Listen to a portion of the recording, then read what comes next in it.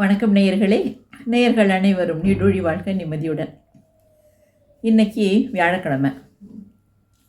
ஒரு 4 நாளைக்கு முன்னால் நான் உங்களுக்கு ஏற்கனவே போன வீடியோவில் குறிப்பிட்டிருந்தேன்.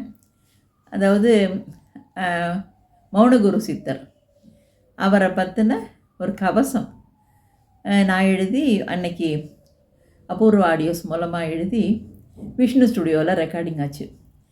அந்த ரெக்கார்டிங் அப்போ அங்கே வந்திருந்த அந்த நிர்வாகிகள், அந்த ஸ்ரீவலம் கோயிலோட வில்வநாதீஸ்வரர் கோயிலோட நிர்வாகிகள் வந்திருந்தாங்க.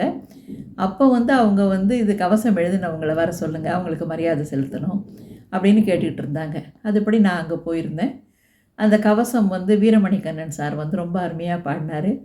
நல்லபடியாக ரெக்கார்டிங் ஆச்சு.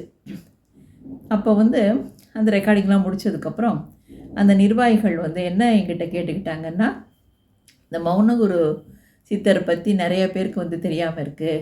நீங்கள் வார வாரம் ஒரு வீடியோ மூலமாக உங்களோட இவங்களுக்கு தெரியப்படுத்துங்க, சப்ஸ்கிரைபர்களுக்கு தெரியப்படுத்துங்க அப்படின்னு சொல்லி கேட்டுக்கிட்டு இருந்தாங்க. நான் அந்த மௌனகுரு கவசம் எழுதினதே முருகன் அருளால் எழுதினேன். அவங்க திருவலத்து தீபம் அப்படின்னு ஒரு புஸ்தகம் கொடுத்துருந்தாங்க.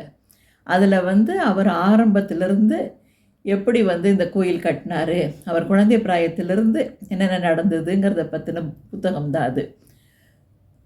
அவர் பகீரதன்கிறவர் ரொம்ப அருமையாக தொகுத்து எழுதியிருந்தார்.